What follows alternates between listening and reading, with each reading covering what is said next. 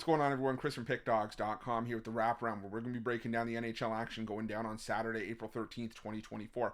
If you like this content, make sure you smash that thumbs up and subscribe to our channel. And we appreciate all the love and support over the years here at Pickdawgz. I appreciate you guys taking the time out of your day to tune into the Wraparound so I can put you guys on some NHL winners. If you're looking for my best bets, the games that I love, head to Pickdawgz.com. Click the Preview Picks tab at the top of the page. Got an MLB triple play on the board. Got my $19 pickoff play. And if you have a long-term pass, you're going to get a couple of best bets from the NHL today as well. It's a great time to jump on a long-term pass. You could jump on a daily pass, could make you some money today and roll it forward, but that best value is going long-term because the NBA and NHL playoffs are almost here. MLB's in full swing, and those long-term passes are going to get you access to every single play that I make, regardless of the sport. And it gets, to be a little bit expensive buying daily package after daily package, day after day. Those long-term passes, they maximize your value, and they give you, the best bang for your buck. So definitely check those out. You can also pair me up with any of your other favorite handicappers as part of our multi-capper promotion. Whatever you do, though, remember, use that promo code PICK at checkout for 15% off your purchase. But we've still got a lot of action today. Trying to get this out as quickly as possible so you guys can try to get in this first game. It's going to go off at about 12:30 Eastern. If not, I always say this, if it comes out a little bit late and you get to a little bit late, you can always live bet it. There's still value opportunities there. And there's still another 12 games after that to take advantage of today. So, like I said, 13-game NHL card. Let's make some money. You know the drill. You ready? I'm ready. Let's get into it.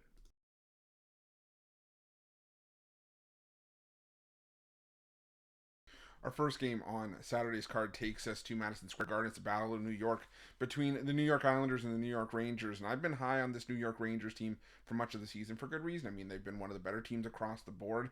They've been really good at home with their 28-11. They do have one more home game after this to close out the regular season. But I think there's just too much value here to be passing on the New York Islanders, as crazy as it is for me to say. The New York Islanders, they got a win recently in the head-to-head between these two teams when they met back on Long Island just a couple nights ago. I know it's hard to beat the same team twice in a short span like this, but the Islanders are the team with much more to play for at this point. The Rangers, they're already in the postseason. They are trying to lock down the Metro Division in the first round, and not only that, but they're also trying to win the President's Trophy to maybe have home ice throughout the playoffs. But the Islanders, they're trying to secure their spot in the final postseason spots, and I think that the Islanders get the win here. So give me the Islanders here, plus 146.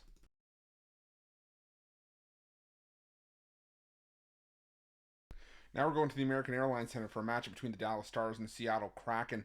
And the Dallas Stars, the thing about the Dallas Stars is that they're still, fighting for something as well here. The Seattle Kraken are just playing out the string at this point. I mean, they've nothing really to play for. They're out of the postseason.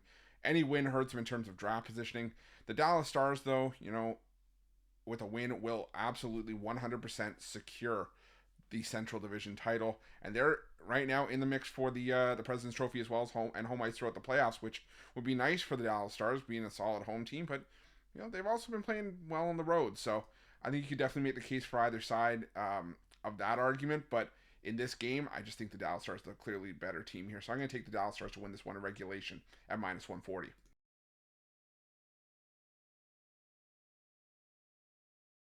Now we're going to the Ball Arena where the Colorado Avalanche take on the Winnipeg Jets. And Colorado's been so good at home for, the better part of the season, actually pretty much all season long. They're actually the best home team in the NHL. But, I still think this game is going to be fairly competitive. This matchup is for, home ice essentially in the first round playoff series because these two teams are tied for second in the Central Division. This is likely going to be your playoff matchup in this division. I think the win here, would be big for both teams. I think it'd be really big for Colorado. But the thing is, the Winnipeg Jets, they've won 5 in a row, so they're playing with some confidence right now. They're playing some decent hockey, and I think that catching them at plus 130 is nice. But there's always that possibility that Colorado steps up their game at home. So I'm going to take the Jets plus the 1.5 here. It's going to be a little bit pricey, but I think if you're using it for a parlay piece, or if this is your game that you like to play with the underdogs, I think it's definitely worth a look here. I think it's a 1-goal game. I think this game potentially could need overtime. So give me the Jets here, plus the 1.5 goals.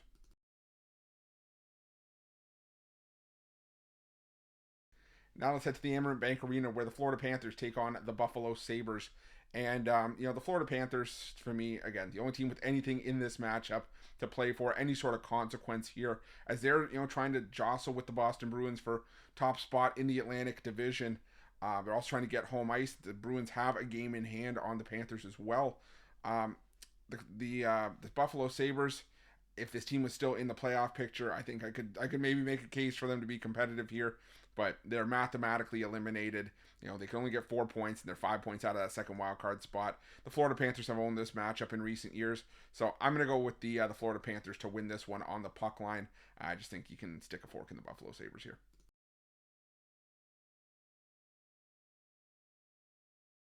Now we're going to the Wells Fargo Center, where the Philadelphia Flyers take on the New Jersey Devils, and two teams that are sort of doing the same thing, just playing out the string. But the thing right now is that the Philadelphia Flyers are one of three teams that are actually tied for the final spot outside of the wild card race. They're tied on 85 points with the Capitals and the Red Wings. But the thing is, the Flyers have to make good of every opportunity they have, considering that the Red Wings, Capitals, and Penguins, who are the other teams in the playoff mix for that final wild card spot in the East, all have one game in hand on the Philadelphia Flyers. So for me, this is just a case of fading the New Jersey Devils, who I will stand on that hill that this is one of the worst goaltending rooms in the NHL. When Jake Allen and Kaapo Kähkönen are your starting options, no thanks. Give me the Philadelphia Flyers in this one at -120.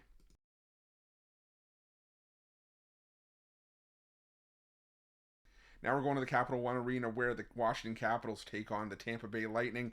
And don't get me wrong, the Washington Capitals I just mentioned are one of the teams in the mix for the final wild card spot in the Eastern Conference. And the Tampa Bay Lightning have clinched, and really the only thing they can try to do here is move up to catch the Toronto Maple Leafs in third in the Atlantic. But even then, it's a stretch. They'd have to win out, and Toronto would have to not get a point the rest of the way. But for me, it's just, you look at the Washington Capitals in their recent form, they just do not look like a team that wants to actually participate in the postseason. They've lost 7 of their last 8 games. They've scored 2 goals or less in each of those 8 games. It's not a good look right now for the Washington Capitals. I think the Tampa Bay Lightning are the better team, and while even if we see Jonas Johansson as a backup here, I still think the Lightning get it done here even on the road. They've actually become a winning team on the road. So give me the Tampa Bay Lightning here at -137.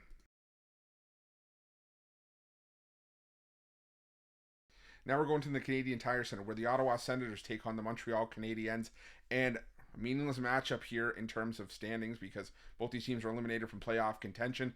But the thing for me here is that the Ottawa Senators have owned this matchup. They've won 8 straight meetings, but Montreal's been competitive on the road this season. They've been a lot more competitive than you maybe would give them credit for, with a record of 14, 16, and 9 on the road. And yeah, sure, Montreal's been getting their butts kicked as of late, but it's not like Ottawa has been playing well enough and have enough motivation here to be laying a hefty price. I think it's up to -170 in some spots. So I think Montreal, this is a rivalry game. I think they show up. I think they try to take care of business here against a rival in the Senators. This all-Canadian matchup, these two teams don't like each other. I'm going to take a shot here on the dog at +130 in this one. Now we're heading to the Scotiabank Arena, where the Toronto Maple Leafs take on the Detroit Red Wings.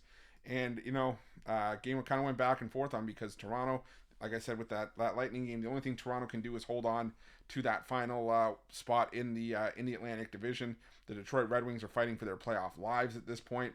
But the thing for me here is that I think whichever way it goes, I think we're going to get some goals in this one. Austin Matthews on the chase for 70 goals this season, and Detroit having some questionable goaltending. But Toronto's been prone to giving up their fair share of goals this season, especially at home. That's why they have a better road record than they do at home this season. And I think we just have a high-scoring game in this one. A lot of the meetings head-to-head between these two teams in the past normally have been high-scoring. So I'm going to roll with that here. I'm going to go with the over 6.5 between the Leafs and the Red Wings.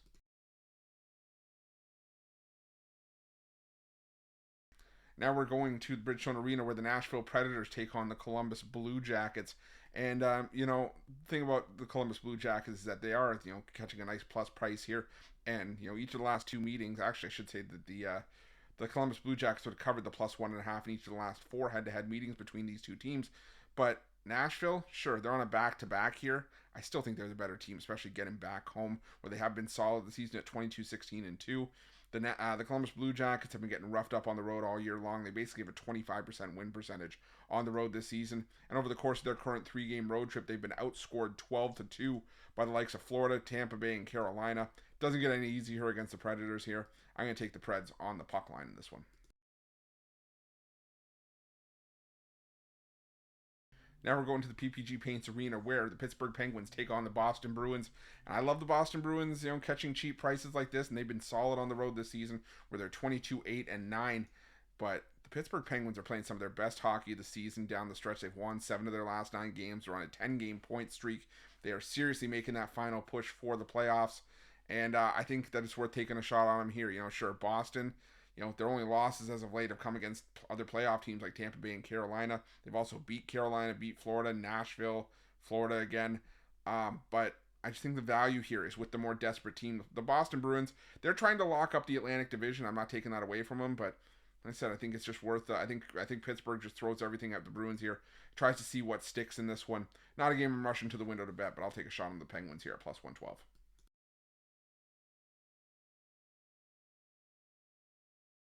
Now we're heading to Rogers Place where the Edmonton Oilers take on the Vancouver Canucks, and both these teams, in the mix in the Pacific Division as well. With right now Vancouver holding on to the division lead, Edmonton 3 points back with a game in hand with 4 games to play. So I think it's going to be a high scoring game. I think it's going to be entertaining. I really want to see when Thatcher Demko is going to come back for the Canucks if he hasn't come back by this game. And the Edmonton Oilers, they're fully capable of potting 4 or 5 goals at the best of times. But so are the Vancouver Canucks. The Canucks are still one of the higher scoring teams in the NHL this season. And I think we got a barn burner here. I could easily see 7-8 goals in this thing. So give me the over 6.5 between the Canucks and the Oilers.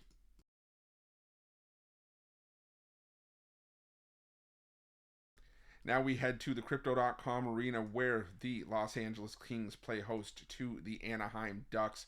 And the Anaheim Ducks, they may have gotten the win over the Kings, with these two matches a couple nights ago, back on April 9th, 3-1 in Anaheim. But head-to-head, the Los Angeles Kings have just flat-out owned this matchup. Outside of that, they had won 8 straight meetings prior to that. A lot of those had come by 2 or more goals. The Los Angeles Kings, they're entrenched in that 3rd spot in the Pacific Division, but they're also trying to avoid falling into the wild card spot if the Vegas Golden Knights were to overtake Los Angeles, because you don't want to fall into a trap where you have to potentially play the Dallas Stars, who have been one of the best teams in the NHL all year long.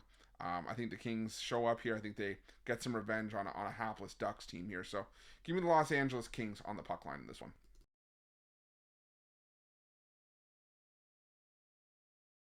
Our final game on Saturday's card takes us to the SAP Center where the San Jose Sharks take on the Minnesota Wild.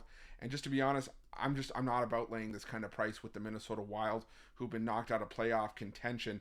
The thing for me with the San Jose Sharks is, yes, this is the San Jose Sharks team that has been the worst team in the NHL this season, and the Minnesota Wild have won both meetings so far this year in Minnesota back in March, 4-3 and 3-1. But the thing is that the San Jose Sharks, they beat the Seattle Kraken in their last game. They've actually won 3 of their last 7, so they're actually playing semi-decent hockey by their standards. And Minnesota, they have the same amount of wins in their last 10 games and didn't look good in either of the games against Vegas and Colorado. Sure, they shut out the Chicago Blackhawks, but this is a Minnesota team that's still just 17, 18, and 4 on the road this season. San Jose has had a better home record, 11, 24, and 5, than they have on the road at 8, 27, and 4.